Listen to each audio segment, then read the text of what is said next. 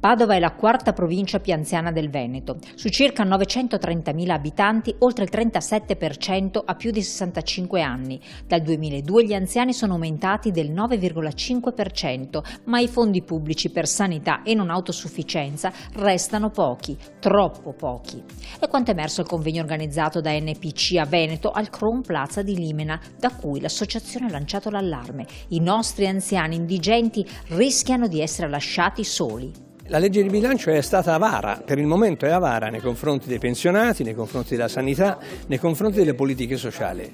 È previsto un taglio di risorse ai comuni che avranno maggiore difficoltà a organizzare quelle politiche, quelle attività di cui sono impegnati per assistere la cittadinanza, gran parte della quale ovviamente sono anziani. In modo particolare non c'è una previsione di risorse per quanto riguarda la legge sulla non autosufficienza. È un elemento estremamente critico che bisogna cambiare. Speriamo che il Parlamento lo possa fare. Essere qui è un tema di vicinanza soprattutto ad una generazione che ha dato tanto, che sta dando ancora tanto, ma che spesso trova delle difficoltà dal punto di vista dei servizi. Abbiamo sentito temi come il sanitario, il sociale, l'invecchiamento attivo, le risorse, ecco, tutti temi che per un'organizzazione come la nostra, che non solo ha un occhio prevalente sull'impresa, ma ha un occhio anche di riguardo sulla cittadinanza e sulla società, non poteva esimersi dall'affrontare. Secondo un report dell'Università Ca' Foscari di Venezia, la spesa comunale per la non autosufficienza salirà al 22% entro il 2040, ma per i piccoli comuni sarà sempre più difficile garantire i servizi di base.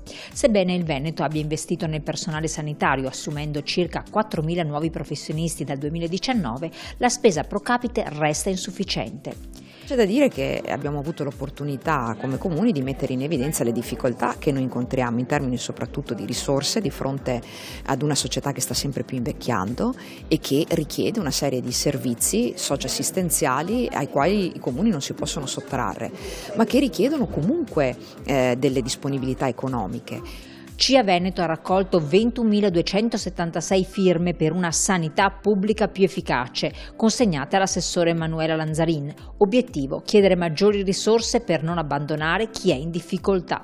Non è la prima esperienza che facciamo, ne abbiamo fatto delle altre, perché riteniamo che sia importante conoscere quali sono le problematiche dei pensionati, ma anche conoscere quali servizi vengono erogati dalle istituzioni.